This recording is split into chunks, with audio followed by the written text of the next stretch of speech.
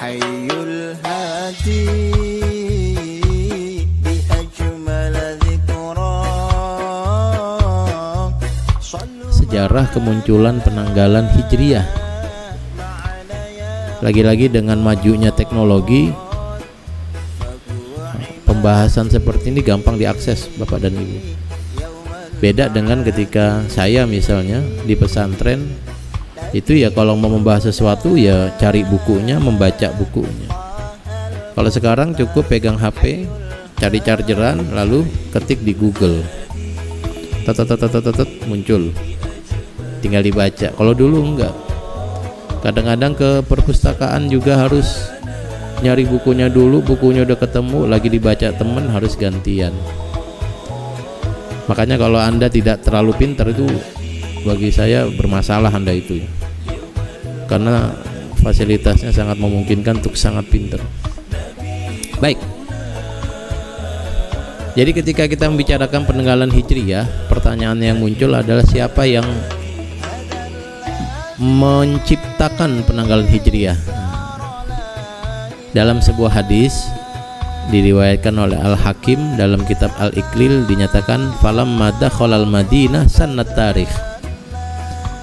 Ketika Nabi masuk kota Madinah, hijrah kota Madinah, falamma dakhalal Madinah sanna at-tarikh. Beliau menciptakan penanggalan Hijriyah. Ini hadis riwayat Al-Hakim, kalau nggak salah kitab Al-Iqlil. Ada di mana kitabnya? Kalau dulu di perpustakaan, kalau sekarang tinggal buka Google. Tinggal di download bukunya, gampang banget hidup kita itu ya.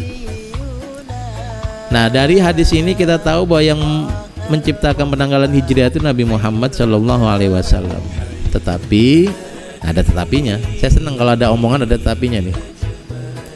Tetapi riwayat ini dhaif, Bu, karena dia riwayat hadis yang mu'dol. Mu'dol itu apa teman-teman yang santri PSG? Hadis mu'dol itu apa?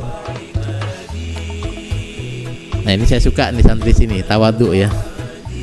Saya tahu mu'dol gampang, tapi saya ya karakter kiai tawadhu, karakter bunyai tawadhu. Ya daripada nggak ada yang jawab, saya yang jawab dah. Wal mu'dolus saqitu min husnani. Hadis mu'dol adalah hadis yang dua perawinya hilang. Hilang tuh berarti nggak disebut. Bisa jadi memang nggak ada perawinya atau lupa, tidak disebut. Wah, terima kasih. Ya, sip. Jadi kalau ada hadis skemanya dari Rasul, sahabat, tabiin pangkat 2, tabiin pangkat 3, tabiin pangkat 4, tabiin pangkat 5. Nah, ini ada perawi entah tabiin pangkat 2, pangkat 3 yang tidak disebut. Kalau nggak disebut kita nggak tahu dia orang yang jujur atau tidak, orang yang mampu menjaga hadis atau tidak.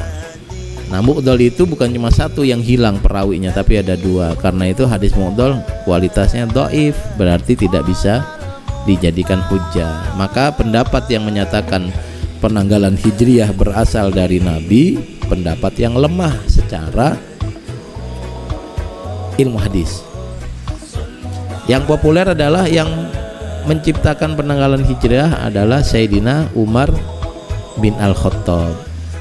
Sayyidina Umar dikenal sangat pintar, karena itu beliau dikenal sebagai khalifah yang punya muwafaqat dan awaliyat.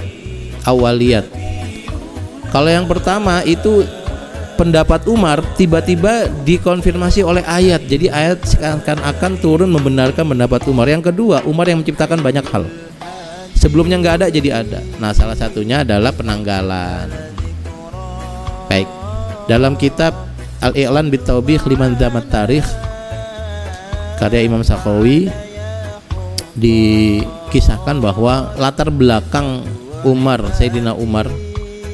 Nah, ada orang datang dari Yaman bilang begini, Pak Umar, ya saya nggak tahu manggilnya apa ya, Khalifah kali ya.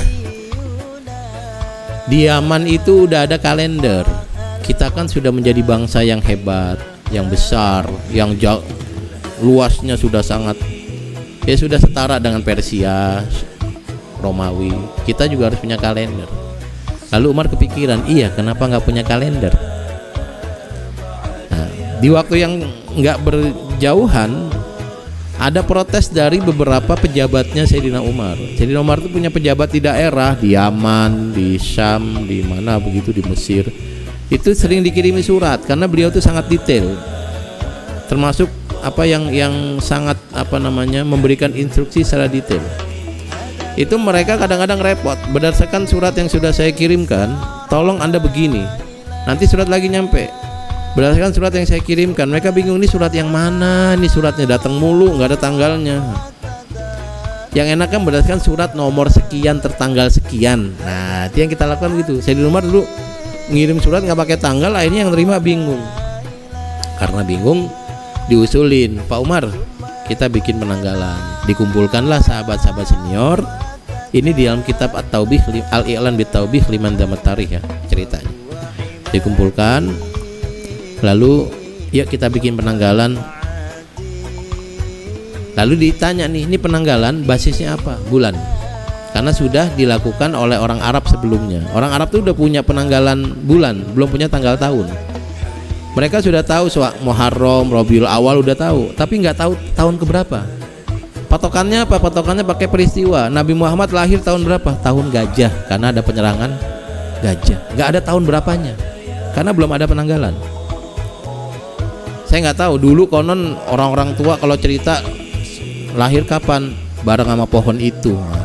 Jadi pas lahir nanam pohonnya udah gede ya, orang ini seumuran dengan pohon itu. Masalahnya kita nggak bisa nanya pohon ini kapan ditanam.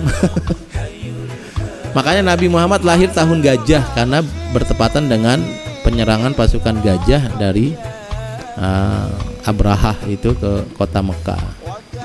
Lalu sahabat setuju, semua sepakat kita harus punya penanggalan sendiri untuk memudahkan administrasi dan memudahkan untuk beribadatan.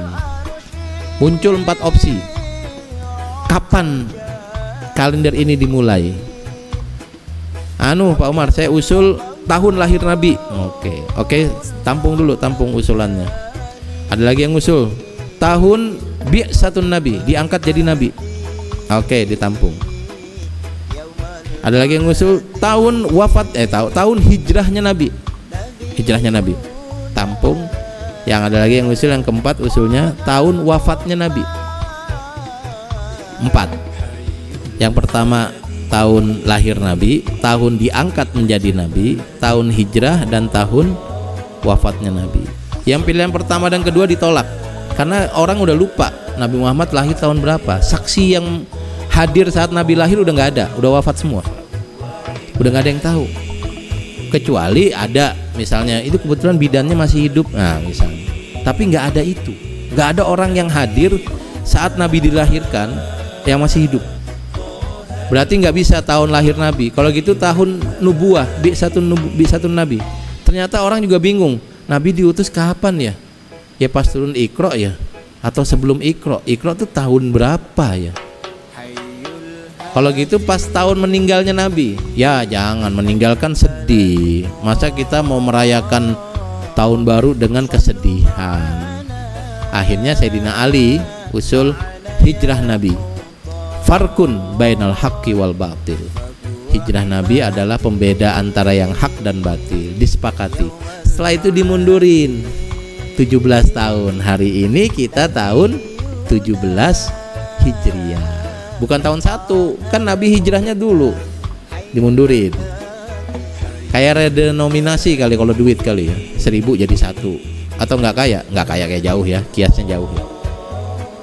Baik, maka kemudian sejak itu kita punya penanggalan hijriah. Tiap kali ngirim surat ada tanggalnya. 13 Rabiul Awal tahun 14 atau tahun 20 Hijriah. Terus begitu. Maka kalau ditanya penanggalan hijriah itu awalnya untuk kepentingan administratif.